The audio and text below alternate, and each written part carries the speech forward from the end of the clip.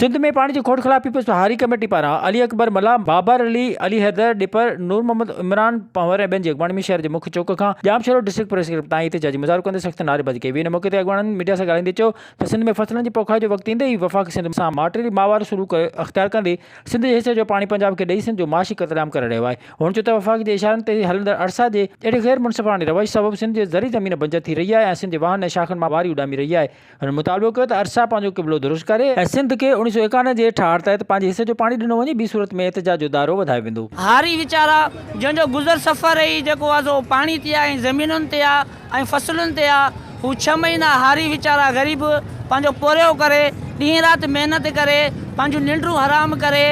सर्दी हुजे गर्मी हुजे, हू पंहिंजो जेको आहे सो फसल जूं तयारियुनि में लॻा पिया हूंदा आहिनि इन ई उमेद में त फसल तयारु थींदो ऐं असां पंहिंजे बच्चनि जो गुज़र सफ़र भलो करे सघंदासीं, पंहिंजे बच्चनि खे माना सुठो खाराए पाराए सघंदासीं। पर वफ़ाक़ पारां जेको न सिंध जे पाणी ते धाड़ो हयो वियो आहे उन जे ख़िलाफ़ु असां पीपल्स हारी कमेटी ज़िले जामशोरे पारां जामशोरे प्रेस क्लब में सख़्तु एहतजाजी मुज़ाहिरो कयो आहे ऐं उन जे हिन फ़ैसिले खे ऐं पाणी जे हिन धाड़े खे असां जेको आहे सो नामंज़ूर था कयूं। वफ़ाक़ जे तरफ़ां सिंध जो पाणी बंदि कयो आहे, सिंध जे हक़नि ते जेको धाड़ो हयो आहे इन जे ख़िलाफ़ जेके हारी आहिनि सिंध जो अवाम जेको आहे उहो सरापा एहतजाज आहे ऐं अवाम जेको आहे अॻे ई बेरोज़गारी बुख बदहाली जे करे परेशान आहे, माण्हू ख़ुदकशियूं करण ते मजबूर आहिनि। जीअं त हींअर